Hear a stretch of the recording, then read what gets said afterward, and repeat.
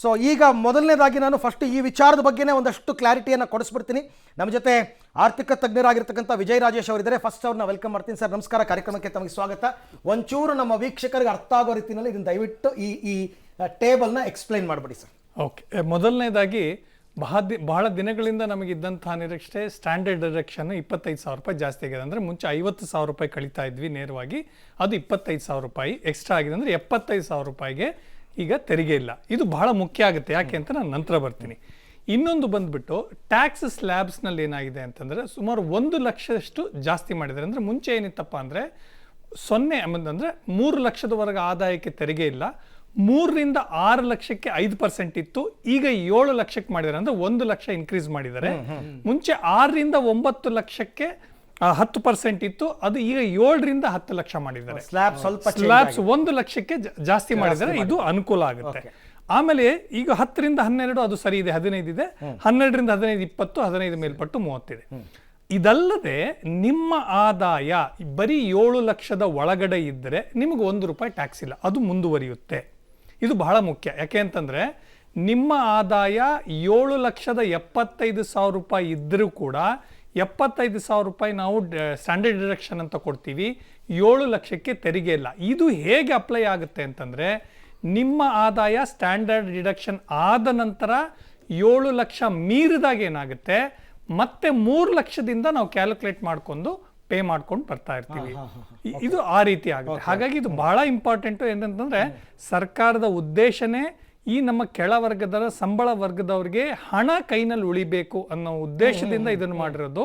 ಇದು ಖಂಡಿತವಾಗ್ಲೂ ಸಣ್ಣ ಸಂಬಳದಾರರಿಗೆ ಹೆಲ್ಪ್ ಆಗುತ್ತೆ. ಸರ್, ಈಗ old regime and new regime ನಿಮ್ಮ ಜೊತೆ ಬರ್ತೀನಿ. ನಮ್ಮ ಜೊತೆ FKCCI ಮಾಜಿ ಅಧ್ಯಕ್ಷರು ಶ್ರೀನಿವಾಸ್ ಅವರು ಕೂಡ ಜಾಯ್ನ್ ಆಗಿದ್ದಾರೆ. ಸರ್ ನಮಸ್ಕಾರ, ತಮಗೂ ಕೂಡ ಕಾರ್ಯಕ್ರಮಕ್ಕೆ ಸ್ವಾಗತ. ನಿಮ್ಮ ಜೊತೆ ಕೂಡ ನಾನು ಮಾತನಾಡ್ತೀನಿ. ಸರ್, ಮೊದಲೆಲ್ಲ ಈ old regime and new regime ಅಂತ ಇತ್ತು. 2.5 ಲಕ್ಷ ತನಕ ಒಂದು ನಿಲ್ಲಿತ್ತು, ಒಂದು 3 ಲಕ್ಷ ತನಕ ನಿಲ್ಲಿತ್ತು. ಅದೊಂದು ಸ್ವಲ್ಪ ಗೊಂದಲ ಆಗುತ್ತಲ್ವ ಸರ್? ಏನಿಲ್ಲ, ಇಲ್ಲ, ಖಂಡಿತ ಏನಿಲ್ಲ. ಯಾಕಂದ್ರೆ ಈ ವರ್ಷ ನಾವು ಸಂಪೂರ್ಣವಾಗಿ ಹೊಸ ರಿಜಿಮಿಗೆ ಹೋಗಿದ್ದೀವಿ. ಈಗ ಸರ್ಕಾರದ ಉದ್ದೇಶ ಕೂಡ ಏನ್ ಮಾಡ್ತಾ ಇದ್ದಾರೆ, ನಿಮಗೆ ತೆರಿಗೆ ಪಾವತಿ ಸರಳೀಕರಣ ಇರಬೇಕು ಅಂತ ಅಂದ್ಬಿಟ್ಟು. ಅಂದ್ರೆ ನಾನು ಆ ಡಿಡಕ್ಷನ್ ಹಾಕಿದ್ದೀನಿ, ಈ ಎಕ್ಸಂಪ್ಷನ್ ಹಾಕಿದ್ದೀನಿ, ಈ ಟ್ಯಾಕ್ಸ್ ರಿಬೇಟ್ ಇದೆ ಅನ್ನೋದು ತುಂಬಾ ಗೊಂದಲ ಆಗಿ ಕಬ್ಬಿಣದ ಕಡಲೆ ಆಗ್ತಾ ಇತ್ತು. ಅದನ್ನ ಪರಿಹಾರ ಮಾಡೋ ಇದರ ಉದ್ದೇಶದಲ್ಲಿ ಏನ್ ಮಾಡಿದ್ದಾರೆ, ನ್ಯೂ ರಿಜಿಮ್ ಅಂತ ತಂದ್ರು. ನ್ಯೂ ರಿಜಿಮ್ ಅಲ್ಲಿ ಏನಾಗುತ್ತಪ್ಪ ಅಂದ್ರೆ ನಿಮಗೆ ಸ್ಟ್ಯಾಂಡರ್ಡ್ ಡಿಡಕ್ಷನ್ ಬಿಟ್ರೆ ನಿಮಗೆ ಇನ್ಯಾವುದೇ ರೀತಿಯಾದ ಎಕ್ಸಂಪ್ಷನ್ಸ್ ಡಿಡಕ್ಷನ್ಸ್ ಬರಲ್ಲ. ಒಂದೆರಡಿದೆ, ಸೀನಿಯರ್ ಸಿಟಿಸನ್ಸ್ಗೆ ಅದೆಲ್ಲ ಇದೆ, ಅದು ಬಹಳ ಕಡಿಮೆ ಆಗುತ್ತೆ. ಅದು ಎಲ್ಲರಿಗೂ ಅನ್ವಯ ಆಗೋದಿಲ್ಲ. ATCD ಇಲ್ಲ, ಇನ್ಶೂರೆನ್ಸ್ ಪ್ರೀಮಿಯಂ ಇಲ್ಲ. ಸೊ ಯಾವುದೇ ರೀತಿಯಾದ ತೆರಿಗೆ ವಿನಾಯಿತಿ ರಿಯಾಯಿತಿಗಳನ್ನು ಸಂಪೂರ್ಣವಾಗಿ ತೆಗೆದಿದ್ದಾರೆ. ಹಾಗಾಗಿ ನಿಮಗೆ ತುಂಬಾ ಸಿಂಪಲ್ ಕ್ಯಾಲ್ಕುಲೇಷನ್ ಏನಪ್ಪಾ ಅಂದ್ರೆ ನಿಮಗ್ ಬರೋ ಒಟ್ಟು ಆದಾಯದಲ್ಲಿ 75,000 ರೂಪಾಯಿ ಕಳೀತಾರೆ ಮುಂದಿನ ವರ್ಷದಿಂದ. ಅಂದ್ರೆ ಈ 24-25 ಫೈನಾನ್ಷಿಯಲ್ ಇಯರ್ ಇಂದ. ಈಗ ಆಲ್ರೆಡಿ 23-24 ಈಗ ಜುಲೈನಲ್ಲಿ ಫೈಲ್ ಮಾಡ್ತಾ ಇರೋದು ಲಾಸ್ಟ್ ಇಯರ್. ಸೊ ಹಳೆ ತೆರಿಗೆ ಪದ್ಧತಿಯಲ್ಲಿ ಏನಾಗಿತ್ತಂದ್ರೆ 2.5 ಲಕ್ಷ ಆದಾಯಕ್ಕೆ ತೆರಿಗೆ ಇದ್ದಿಲ್ಲ. ಈಗ ಹೊಸ ತೆರಿಗೆ ಪದ್ಧತಿಯಲ್ಲಿ 3 ಲಕ್ಷಕ್ಕೆ ಆದಾಯ ಇಲ್ಲ. ಇನ್ನು ಹಳೆ ಪದ್ಧತಿಯಲ್ಲಿ 2.5 ಲಕ್ಷದಿಂದ 5 ಲಕ್ಷಕ್ಕೆ 5% ಇತ್ತು. 5 ಲಕ್ಷದಿಂದ 10 ಲಕ್ಷದವರೆಗೆ 20%, 10 ಲಕ್ಷದ ಮೇಲ್ಪಟ್ಟೆ ಇರೋದಕ್ಕೆ 30% ಇತ್ತು. ಆಮೇಲಿಂದ ಅಲ್ಲಿ ಏನಿತ್ತಪ್ಪ ಅಂತಂದ್ರೆ 5 ಲಕ್ಷದ ಆದಾಯದವರೆಗೆ ನಿಮಗೆ ಯಾವುದೇ ರೀತಿ ಅಂದ್ರೆ ನಿಮ್ಮ ಆದಾಯ ಈಗೇನು 7 ಲಕ್ಷ ಅಂತ ಹೇಳ್ತಾ ಇದೀವಿ ಹೊಸ ತೆರಿಗೆ ಪದ್ಧತಿಯಲ್ಲಿ, ನಿಮ್ಮ ಆದಾಯ ಬರೀ 5 ಲಕ್ಷನೇ ಇದ್ರೆ ನೀವು 1 ರೂಪಾಯಿನೂ ತೆರಿಗೆ ಕೊಡುವಂತ ಅವಶ್ಯಕತೆ ಇದ್ದಿಲ್ಲ. ಹಾಗಾಗಿ ಒಟ್ಟಾರೆ ಅವ್ರದ್ದು ಉದ್ದೇಶ ಏನಪ್ಪಾ ಅಂತಂದ್ರೆ ನೀವು ನ್ಯೂ ರೆಜಿಮ್ಗೆ ಬರಬೇಕು ಅನ್ನೋ ತರ. ಯಾಕಂದ್ರೆ ದಿಸ್ ಇಸ್ ಮೋರ್ ಅಟ್ರಾಕ್ಟಿವ್. ನಮಗೆ ಆಮೇಲಿಂದ ಹೇಳ್ಬೋದು, ಇಲ್ಲ ನನಗೆ ಹಳೆ ಪದ್ಧತಿನಲ್ಲಿ ಗೃಹ ಸಾಲದ ಮೇಲೆ ಬಡ್ಡಿ ಕಟ್ಟಿದ್ರೆ ಎಕ್ಸಂಪ್ಷನ್ ಇತ್ತು, ಹೊಸ ಪದ್ಧತಿನಲ್ಲಿ ಇಲ್ಲ, ಅದು 2 ಲಕ್ಷದವರೆಗೂ ಹೋಗ್ತಾ ಇತ್ತು. ATC ಅಂತ 1.5 ಲಕ್ಷ ಇತ್ತು. ಸೊ ಇವು ಅವ್ರೇನ್ ಮಾಡಿದ್ರಂದ್ರೆ ಈ 2 ಲಕ್ಷ ಇರಬಹುದು, ಈ 1.5 ಲಕ್ಷ ಇರೋದು, ಅದನ್ನೆಲ್ಲ ಲೆಕ್ಕ ಹಾಕಿದ್ರು ಕೂಡ ನಿಮಗೆ 7.25 ಲಕ್ಷದೊಳಗಡೆ ಬರುತ್ತೆ. ಹಾಗಾಗಿ ಅಲ್ಲಿ ಏನಿತ್ತಪ್ಪ ಅಂತಂದ್ರೆ ಮತ್ತೆ ನೀವು ಪ್ರೂವ್ ಮಾಡ್ಬೇಕಾಯ್ತು, ಇನ್ಶೂರೆನ್ಸ್ ಫ್ರೀ ಇದು ಕೊಡಬೇಕಾಯ್ತು, ಟ್ಯೂಷನ್ ಫೀಸ್ ಕೊಡಬೇಕಾಗಿತ್ತು, ಎಲ್ಲವೂ ಕೊಡೋದು. ನಾನು ಕೇಳೋದು ಬೇಡ, ನೀನು ಸಬ್ಮಿಟ್ ಮಾಡೋದು ಬೇಡ. ಒಟ್ಟಿನಲ್ಲಿ ನಿಮಗೆ 7.5 ಲಕ್ಷಕ್ಕೆ ನಿಮಗೆ ನಾನು ತೆರಿಗೆ ಹಾಕೋದಿಲ್ಲ ಬೈ ಡಿಫಾಲ್ಟ್. ನೀವೇನೂ ಪ್ರೂವ್ ಮಾಡಬೇಡಿ. 7,70,000 ಹೋದ ವರ್ಷಕ್ಕೆ 7 ಲಕ್ಷಕ್ಕೆ ತಂದ್ರು, ಈ ವರ್ಷದಿಂದ 7,75,000 ರೂಪಾಯಿಗೆ ತಂದು ಮುಗಿಸ್ಬಿಟ್ರು. ಏನ್ ಅನ್ಸುತ್ತೆ ಸರ್ ತಮ್ಮ ಪರ್ಸನಲ್ ಒಪಿನಿಯನ್? ಮೊದಲನೇದಾಗಿ ಇದು ಬಹಳ ದಿನಗಳಿಂದ ನಿರೀಕ್ಷೆ ಇತ್ತು, ಅದೊಂದು ಸ್ಟ್ಯಾಂಡರ್ಡ್ ಡಿಡಕ್ಷನ್. ಈಗ ನೀವು ಹೇಳಿದಾಗೆ ನಮ್ಗೆ ಅದು 1 ಲಕ್ಷ ರೂಪಾಯಿ ಮಾಡಿಬಿಟ್ಟಿದ್ರೆ ಇನ್ನೂ ಬಹಳಷ್ಟು ಜನ. ಯಾಕೆಂತಂದ್ರೆ ಈ ತೆರಿಗೆ ರಿಟರ್ನ್ ಸಲ್ಲಿಸೋದ್ರಲ್ಲ ಈ ಬಹಳ ಸಣ್ಣ ಆದಾಯ ಇರೋದನ್ನು ಕೂಡ ನಮ್ಮ ಆದಾಯ ತೆರಿಗೆಗಳಿಗೆ ಕೂಡ ಅದು ಒಂದು ರೀತಿ ಭಾರ. ಅದನ್ನ ಪ್ರಾಸೆಸ್ ಮಾಡೋದು ಹಾಗಾಗಿ ಒಂದು ಈಗ ಉದಾಹರಣೆಗೆ ಒಂದು 8 ರಿಂದ 10 ಲಕ್ಷ ರೂಪಾಯಿ ಆದಾಯ ಬರೋರು ಅವ್ರಿಗೆ ಯಾವುದೇ ಆದಾಯ ಇಲ್ಲ ಅಂತಂದಾಗ ಏನಾಗುತ್ತೆ ಅಂತಂದ್ರೆ ಅವ್ರು ಖರ್ಚು ಜಾಸ್ತಿ ಮಾಡ್ತಾ ಹೋಗ್ತಾರೆ. ಅವ್ರು ಕಟ್ಟೋ ಒಂದು 30-40 ಸಾವಿರ 50 ಸಾವಿರ ರೂಪಾಯಿ ಟ್ಯಾಕ್ಸ್ ಏನಿರುತ್ತೆ ಅದನ್ನ ಸ್ಪೆಂಡ್ ಮಾಡ್ತಾ ಇರ್ತಾರೆ, ಅವ್ರ ಕೈನಲ್ಲಿ ಉಳಿತಾ ಹೋಗುತ್ತೆ. ಸೊ ಹಾಗಾಗಿ ನೋಡೋಣ, ಇದು ಒಂದು ಶುರುವಾತ್ ಅಂತ ಹೇಳೋಣ, ಒಂದು ಒಳ್ಳೆ ಶುರು ಆಗಿದೆ. ಹಾಗಾಗಿ ಮುಂದಿನ ವರ್ಷದ, ಯಾಕಂದ್ರೆ ಇನ್ನೂ 5 ವರ್ಷ ಅವ್ರಿಗಿದೆ ಮೊದಲನೇ ವರ್ಷದಲ್ಲಿ. ಸೊ ಹಾಗಾಗಿ ಇದು ಒಂದು ಒಳ್ಳೆ ಬೆಳವಣಿಗೆ. ಈ 31st ಒಳಗಡೆ IT ರಿಟರ್ನ್ಸ್ ಫೈಲ್ ಮಾಡ್ತಾ ಇದ್ದಾರೆ, ಅದಕ್ಕೆ ಇದು ಅಪ್ಲಿಕಬಲ್ ಇಲ್ಲ. ಇದು ಕಳೆದ ವರ್ಷದ ಬಜೆಟ್ ಅಲ್ಲಿ ಏನಾಗಿತ್ತು ಅದ್ರ ಮಾತ್ರ ಅಲ್ವಾ? ಆ ಬಜೆಟ್ ಅಲ್ಲಿ ಏನಾಗಿದೆ, ನಿಮಗೆ 7 ಲಕ್ಷದ ಆದಾಯ ಇದ್ರೆ ಅದಕ್ಕೆ 1 ರೂಪಾಯಿ ತೆರಿಗೆ ಬರೋದಿಲ್ಲ. ಓಕೆ, ನಿಮ್ ಜೊತೆ ಮಾತನಾಡ್ತೀನಿ ಶ್ರೀನಿವಾಸ್ ಸರ್. ನಿಮ್ಮ ಪ್ರಕಾರಕ್ಕೆ ಆಮೇಲೆ ಬರ್ತೀನಿ ನಿಮ್ಮ ಫೀಲ್ಡ್ಗೆ. ಬಟ್ ಫಸ್ಟ್ ನನಗೆ ಟ್ಯಾಕ್ಸ್ ವಿಚಾರಕ್ಕೆ ಸಂಬಂಧಪಟ್ಟಂಗೆ ಏನಾದ್ರು ಹೇಳಕ್ಕಿದೆಯಾ ಸರ್ ತಮಗೆ? ಯಾಕಂದ್ರೆ ತುಂಬಾ ಕುತೂಹಲದಿಂದ ಜನ ಕಾಯ್ತಾ ಇರೋದೇ ಈ ವಿಚಾರ. ಎಲ್ಲರೂ ಕಾಯ್ತಾ ಇದ್ದಿದೆ ಇನ್ಕಮ್ ಟ್ಯಾಕ್ಸ್ ರೇಟ್ಸ್ ಏನ್ ಮಾಡ್ತಾರೆ ಏನು ಅಂತ. ಸೊ ಅದ್ರ ಬಗ್ಗೆ ಸ್ವಲ್ಪ ರಿಲೀಫ್ ಕೊಟ್ಟಿದ್ದಾರೆ. ಬಟ್ ನಾವು ಕೇಳಿದ್ವಿ 5 ಲಕ್ಷದವರೆಗೆ ಇನ್ಕಮ್ ಟ್ಯಾಕ್ಸ್ ಇರಬಾರ್ದು ಅಂತ. ಯಾಕೋ ಅದನ್ನ ಗಮನಕ್ಕೆ ತಗೊಂಡಿಲ್ಲ ನಿರ್ಮಲಾ ಸೀತಾರಾಮನ್ ಅವರು. ಮತ್ತೆ ಈಗ ಈ ಇನ್ಶೂರೆನ್ಸ್ ಪ್ರೀಮಿಯಮ್ ಇದೆಲ್ಲ ಇನ್ಸೆಂಟಿವ್ಸ್ ಸರ್. ಇನ್ಶೂರೆನ್ಸ್ ಅಲ್ಲಿ ಹಾಕೋದು, ಮತ್ತೆ ಮೆಡಿಕಲ್ ಇನ್ಶೂರೆನ್ಸ್ ಬರ್ಬೇಕಾದ್ರೆ ಕ್ಲೈಮ್ ಮಾಡೋದು, ಇದೆಲ್ಲ ಒಂದು ಇದಿತ್ತು. 80 ಎಲ್ಲ ಅಂಡರ್ ಸೆಕ್ಷನ್ 80 ಅಲ್ವಾ sir Vijayraj? Under section 80C 80D ಇನ್ನೂ ಪ್ರಾವಿಷನ್ ಕೊಟ್ಟಿದ್ರು, ಎಲ್ಲ ಬರ್ತಾ ಇತ್ತು. ಮೆಡಿಕಲ್ ಎಕ್ಸ್ಪೆನ್ಸಸ್ ಕೊಟ್ಟಿದ್ರು ಅಲ್ಲ, ಮತ್ತೆ ಎಜುಕೇಶನ್, ಮಕ್ಕಳದ ಎಜುಕೇಶನ್ ಅದು ಯಾವುದು ಇಲ್ಲ ಸರ್ ಇವಾಗ. ಯಾವುದು ಇಲ್ಲ, ಯಾವುದು ಸ್ಟೇಟ್ ಆಗಿ ಕರೆಕ್ಟ್ ತಾನೆ? ಎಜುಕೇಶನ್ ಲೋನ್ ಮಾತ್ರ ಸಿಗ್ತದೆ. ಎಜುಕೇಶನ್ ಲೋನ್ ಲೋನ್ ಮಕ್ಕಳಿಗೆ ಎಜುಕೇಶನ್ ಕೊಟ್ರೆ ಕವರ್ ಮಾಡ್ಬಿಟ್ಟಿದ್ದಾರೆ ಮುಂಚೆ. ಆತರ ಟ್ಯೂಷನ್ ಫೀಸ್ ಯಾವುದು ಇಲ್ಲ ಇವಾಗ. ಮತ್ತೆ ಯಾವುದೋ ಒಂದು ಒಳ್ಳೆ ಸಂಸ್ಥೆ ಒಳ್ಳೆ ಕಾರ್ಯ ಮಾಡ್ತಾ ಇದೆ ಅಂದ್ರೆ ನಾವು ದಾನ ಕೊಟ್ರೆ ಅದಕ್ಕೆ ಎಕ್ಸಂಪ್ಷನ್ ಇತ್ತು ನಮಗೆ 80G ಒಳಗೆ, ಅದು ತೆಗೆದಾಕ್ಬಿಟ್ಟಿದ್ದಾರೆ ಇವಾಗ. ಈ ನ್ಯೂ ರಿಜಿಮ್ ಒಳಗೆ 80G ಇಲ್ಲ ಅಲ್ಲ ಸರ್? ತೆಗೆದು ಹಾಕಿದ್ರು ಅಥವಾ ಇಲ್ಲ ಅನ್ನೋದಕ್ಕಿಂತ ನಿಮ್ಗೆ ಏನ್ ಸಿಗ್ತಾ ಇತ್ತು ಅದನ್ನ ನೀವು ಏನು ಕೇಳಬೇಡಿ, ನಾವು ಕೊಟ್ಟುಬಿಡ್ತೀವಿ ಅಂತ ಕೊಟ್ಟುಬಿಟ್ಟಿದ್ದಾರೆ. ಆ ರೀತಿ ಅದನ್ನ ಆ ರೀತಿ ನೋಡ್ಬೇಕಾಗುತ್ತೆ. ಮನೆಯಲ್ಲಿ ರೇಷನ್ ತರಬೇಕಾದ್ರೆ ಅದಕ್ಕೆ 30 ರೂಪಾಯಿ, ಇದಕ್ಕೆ 40 ರೂಪಾಯಿ, ಇದಕ್ಕೆ 50 ರೂಪಾಯಿ ಬೇಡ್ರಪ್ಪ, ತಗೋ 1,000 ರೂಪಾಯಿ ಕೊಡ್ತೀನಿ, ಏನ್ ಮಾಡ್ತೀವಿ ಅಷ್ಟರಲ್ಲಿ ಅಡ್ಜಸ್ಟ್ ಮಾಡುವಂತ ಲೆಕ್ಕ. ಯಾಕೆಂತಂದ್ರೆ ನಾವು ಅದು ತೆಗೆದಾಕಿದ್ದಾರೆ ಸಿಗ್ತಾ ಇಲ್ಲ ಅನ್ನೋದು ತಪ್ಪು ಮಾಹಿತಿ ಆಗುತ್ತೆ. ಸೊ ಸರಿಯಾದ ಮಾಹಿತಿ ಏನಪ್ಪಾ ಅಂತಂದ್ರೆ, ಈಗ ನಿಮಗೆ ಇನ್ನೂ ನಾವು ಟೆನ್ಷನ್ ಕಡಿಮೆ ಮಾಡಿದೀನಿ. ಈಗ ನೀವು LIC ಎಲ್ಲರೂ ಕಟ್ತಾ ಇರ್ಲಿಲ್ಲ, 1.5 ಲಕ್ಷ ಆದಾಯ್ತು. 1.5 ಲಕ್ಷ ನಮಗೆ ಟ್ಯೂಷನ್ ಫೀಸ್ ಎಲ್ಲ ಸೇರಿಸಿ ಅದೋಯ್ತು. ಈಗ ಅವ್ರೇನ್ ಮಾಡಿದ್ರು, ನೀನ್ LIC ಕಟ್ತೀಯೋ ಟ್ಯೂಷನ್ ಫೀಸ್ ಕಟ್ತೀಯೋ ಆ 1.5 ಲಕ್ಷನೂ ನಿಮ್ಗೆ ಕೊಟ್ಬಿಡ್ತೀನಿ. ಸೊ ಈಗ 7,75,000 ರೂಪಾಯಿ ನಿಮ್ಮ ಆದಾಯ ಇದ್ರೆ ನೀವು 1 ರೂಪಾಯಿ ತೆರಿಗೆ ಕಟ್ಟೋದಿಲ್ಲ. ಹೌದು. ಸೊ ಮುಂಚೆ ಹಾಗಿದ್ದಿಲ್ಲ, 5 ಲಕ್ಷ ರೂಪಾಯಿಗೆ ಇತ್ತು. ಹಾಗಾಗಿ ಅದು ಜಾಸ್ತಿ ಮಾಡಿದ್ದಾರೆ. ಸೊ ನಮಗೆ ಇಲ್ಲಿ ಏನ್ ಕಳ್ಕೊಂಡಿದೀವಿ 80C ಅಥವಾ ಗೃಹ ಸಾಲದಲ್ಲಿ ಬಡ್ಡಿದು ನಾವು ಅದನ್ನ ಇಲ್ಲಿ ಕೊಟ್ಟಿದ್ದಾರೆ.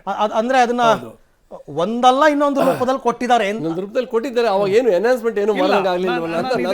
ಯಾಕಂದ್ರೆ ಅಲ್ಲಿ ನೀವು ಪ್ರೂವ್ ಮಾಡಬೇಕಾಗಿತ್ತು, ಸ್ಪೆಂಡ್ ನೀವು ಡಾಕ್ಯುಮೆಂಟ್ ಕೊಡಬೇಕಾಗಿತ್ತು. ಇಲ್ಲಿ ನೀವು ಸ್ಪೆಂಡ್ ಮಾಡೋ ಅವಶ್ಯಕತೆ ಇಲ್ಲ, ಹೂಡಿಕೆ ಮಾಡೋ ಅವಶ್ಯಕತೆ ಇಲ್ಲ. ಇಲ್ಲ ಅಂದ್ರೂ ನಿಮ್ದು ಲಿಮಿಟ್ ಜಾಸ್ತಿ ಆಗುತ್ತೆ. ಆಮೇಲೆ 5% ಟ್ಯಾಕ್ಸ್ ಕಟ್ಟೋರಿಗೆ 1 ಲಕ್ಷ ಎಕ್ಸ್ಟೆಂಡ್ ಮಾಡಿದಾರಲ್ಲ, ಅದು ಮಧ್ಯಮ ವರ್ಗದವ್ರಿಗೆ ಹೆಲ್ಪ್ ಅನ್ಸುತ್ತಲ್ವಾ? ಯಾವ್ದು 5%? ಇದು 6 ಲಕ್ಷದಿಂದ 7 ಲಕ್ಷಕ್ಕೆ ತಗೊಂಡೋಗಿರುವಾಗ ಅದು ಕೂಡ ಒಂದು ಒಳ್ಳೆ ಇದು. ಯಾಕೆಂತಂದ್ರೆ ಅಲ್ಟಿಮೇಟ್ಲಿ ಇದು ಏನಪ್ಪಾ ಅಂದ್ರೆ ಕಡಿಮೆ ಸಂಬಳದಾರರಿಗೆ ಒಂಥರ ಏನ್ ಹೇಳ್ತಾರೆ ಹೆಲ್ಪ್ ಆಗುವಂತ ಬಜೆಟ್. ಇದು ಬಹಳ ದಿನಗಳಿಂದ ನಿರೀಕ್ಷೆ ಇತ್ತು.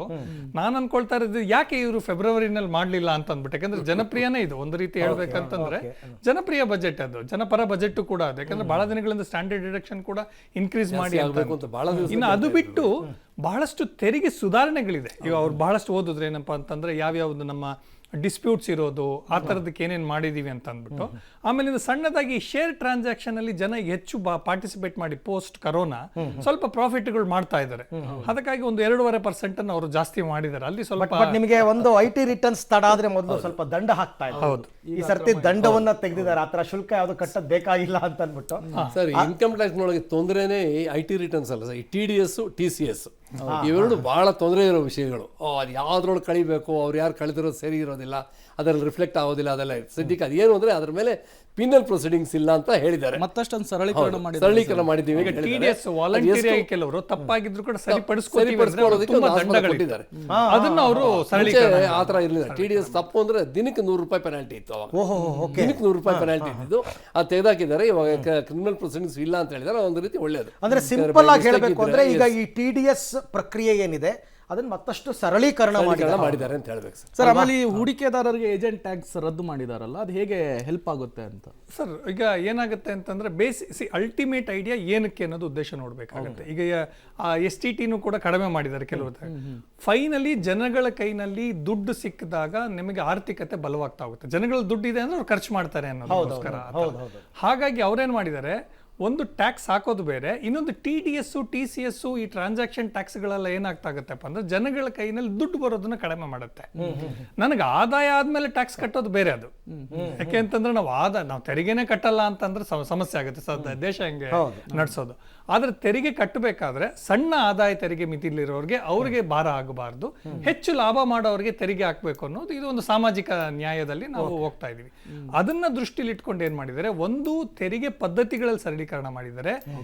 ಆಮೇಲಿಂದ ಎಲ್ಲಿ ಅನವಶ್ಯಕವಾಗಿ ದುಡ್ಡು ಡಿಡಕ್ಟ್ ಆಗಿ ಇವ್ರ ಹತ್ರ ಇರ್ತಾ ಇತ್ತು ಅದನ್ನ ಮತ್ತೆ ಕಡಿಮೆ ಮಾಡಿದ್ದಾರೆ. ಆದಾಯ ಯಾರು ಜಾಸ್ತಿ ಮಾಡ್ತಾ ಇದ್ರು ಅವರಿಗೆ ತೆರಿಗೆ ಹಾಕ್ತಾ ಇದ್ದಾರೆ. ಸಣ್ಣ ಸಂಬಳದಾರರಿಗೆ ಬಹಳ ದಿನಗಳಿಂದ ಏನ್ ನಿರೀಕ್ಷೆ ಇತ್ತು ಅದನ್ನ ಇದನ್ನ ಅಂದ್ರೆ ನನ್ನ ಪ್ರಕಾರ ರಾಜ್ಯ ಸರ್ಕಾರ ಗೃಹಲಕ್ಷ್ಮಿ ಯೋಜನೆ ಕೊಡ್ತಲ್ಲ, ಗೃಹಲಕ್ಷ್ಮಿ ಯೋಜನೆ ಕೊಟ್ಟಾಗ ಒಂದು ಆರೋಪ ಇತ್ತು, ಮನೆಯಲ್ಲಿ ಹೆಂಗಸರು ನೀವು 2,000 ಕೊಡ್ತೀನಿ ಅಂತಂದಾಗ ನೀವು ಜನರನ್ನ ದುಡ್ಡು ಕೊಟ್ಟು ಕೊಂಡ್ಕೋತೀರಾ, ಎಲೆಕ್ಷನ್ಗೋಸ್ಕರ ದುಡ್ಡು ಕೊಡ್ತೀರಾ ಅಂತ. ಅದಕ್ಕೆ ಇವ್ರು ಕೊಟ್ಟು ಕ್ಲಾರಿಫಿಕೇಶನ್ ಏನು ಗೊತ್ತಾ, ಇಲ್ಲ ಜನರ ಕೈಯಲ್ಲಿ ದುಡ್ಡು ಇರಬೇಕು, ಆ ದುಡ್ಡಿದ್ದಾಗ್ಲೇ ರೊಟೇಷನ್ ಆಗ್ತಕ್ಕಂಥದ್ದು, ಬೇರೆ ಬೇರೆ ಫೀಲ್ಡ್ಗೆಲ್ಲ ದುಡ್ಡು ಇನ್ವೆಸ್ಟ್ಮೆಂಟ್ ಆಗುತ್ತೆ. ಹಾಗಾಗಿ ನಾವು ಆರ್ಥಿಕವಾಗಿ ಅವ್ರನ್ನ ಸಬಲೀಕರಣಗೊಳಿಸ್ತಾ ಇದೀವಿ ಅಂತ ಒಂದು ಸ್ಪಷ್ಟೀಕರಣ ಕೊಟ್ಟರು ರಾಜ್ಯ ಸರ್ಕಾರದವರು.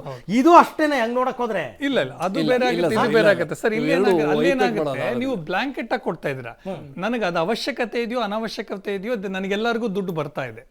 ಈಗ ನಾವು ಸಾರು ಕೂಡ ಬಹಳಷ್ಟು ಸರಿ ಹೇಳಿದ್ದಾರೆ, ನಮಗೆ ಈ ಯೋಜನೆಗಳಿಂದ ನಮಗೆ ವಿರೋಧ ಇಲ್ಲ, ಆದ್ರೆ ಯೋಗ್ಯ ವ್ಯಕ್ತಿಗಳಿಗೆ ನೀವು ಕೊಡೋದ್ರಲ್ಲಿ ನಮ್ದೇನು ಸಮಸ್ಯೆ ಇಲ್ಲ ಅಂತ ನಮ್ಗೆ ನಾವು ಅದನ್ನ ಹೇಳ್ತಾ ಇರೋದು. ಬಟ್ ಇದು ಇಲ್ಲೇನಾಗುತ್ತೆ ಅಂತಂದ್ರೆ ಇಟ್ ಇಸ್ ಎ ಡೆಫಿನೆಟ್, ಅಂದ್ರೆ 7 ಲಕ್ಷದ ಒಳಗಡೆ ಸಂಬಳ ಇದೆಯಾ ನೀನ್ ಟ್ಯಾಕ್ಸ್ ಕೊಡಬೇಡ, 7 ಲಕ್ಷದ ದಾಟಿದೆ ಹಂಗಂದ್ರೆ ನೀನ್ ಟ್ಯಾಕ್ಸ್ ಕೊಡು ಅಂತ ಹೇಳ್ತಾ ಇದೀವಿ. ಸೊ ಇಲ್ಲಿ we are identifying A particular group who are not capable of paying tax, ಅಥವಾ ಅವ್ರಿಗೆ ಅನುಕೂಲ ಆಗುವಂತದ್ರಲ್ಲಿ ಮಾಡ್ತಾ ಇದೀವಿ. ಇಲ್ಲಿ ಎಲ್ಲರಿಗೂ ಇಲ್ಲ. ಈಗ ನನ್ನ ಆದಾಯ 7 ಲಕ್ಷ ದಾಟ್ತು ಅಂದ್ರೆ ನಾನು 3 ಲಕ್ಷದಿಂದ ಕಟ್ತಾ ಇದ್ದೀನಿ.